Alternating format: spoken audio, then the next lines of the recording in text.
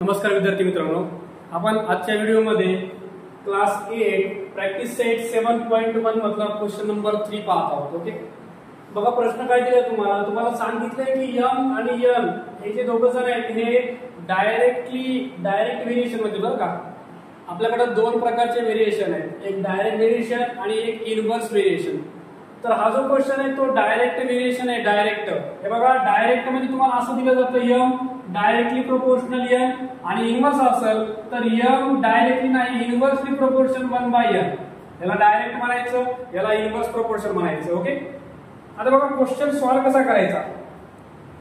मागच्या वर्षी पण हा चॅप्टर आपल्याला होता, तिथं आपल्याला कॉन्स्टंट k ची किंमत काढायची गरज नव्हती, पण ह्याच्यामध्ये आपल्याला व्हेरिएशन मध्ये कॉन्स्टंट k ची किंमत काढायची आहे.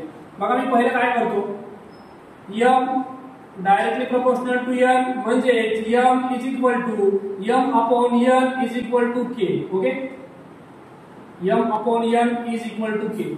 आता काय करा, पहिल्यांदा आपल्याला पहिल्या केस मध्ये आपल्याला m आणि n दोन्ही पण किमती दिल्यात आपल्याला. बघा m इज इक्वल टू दिले आपल्याला 154 आणि आपल्याला n ची किंमत पण दिली आहे 7. तर ह्या ज्या दोन किमती आहेत, ह्या दोन किमती याच्यामध्ये टाका आणि कॉन्स्टंट k ची किंमत काढा. आता हे जे आहे n ला पलीकडे ट्रान्सफर करा म्हणजे m is equal to k n. हे जे आहे याला म्हणतात इक्वेशन ऑफ व्हेरिएशन.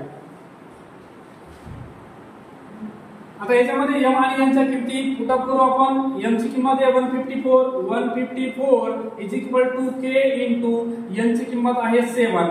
हा जो k आहे 7 आहे त्याला इकडे घेऊन या. 154 upon 7 is equal to k म्हणजे k is equal to less करा. 7 1 चा 7, 7 2 चा 14, एक उरला 7 2 चा 14 म्हणजे k ची किंमत तुमची 22 आली आहे, 22. ओके, आता पुढच्या केस मध्ये बघा, तुम्हाला हाच क्वेश्चन आता रिपीट काय विचारले आणि m फाइंड आउट करायचंय.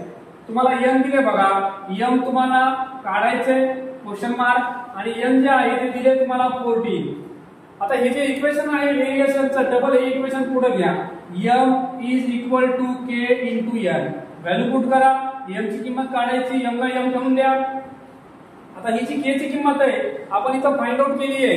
ही k ची किंमत तुम्हाला वापरता येईल 22 इंटू n जो आहे तो दिला आपल्याला 14. प्रोडक्ट करा, m इज इक्वल टू करा प्रोडक्ट, 14 2 चा 28 ला 2 कॅरी 2, 20 आणि 2 30, 308 हे तुमची m ची व्हॅल्यू असेल. ओके, अशा प्रकारे हा क्वेश्चन आपल्याला सॉल्व्ह करायचा आहे. व्हिडिओ आवडला असेल तर लाईक आणि सबस्क्राईब करायला विसरू नका. ओके, धन्यवाद.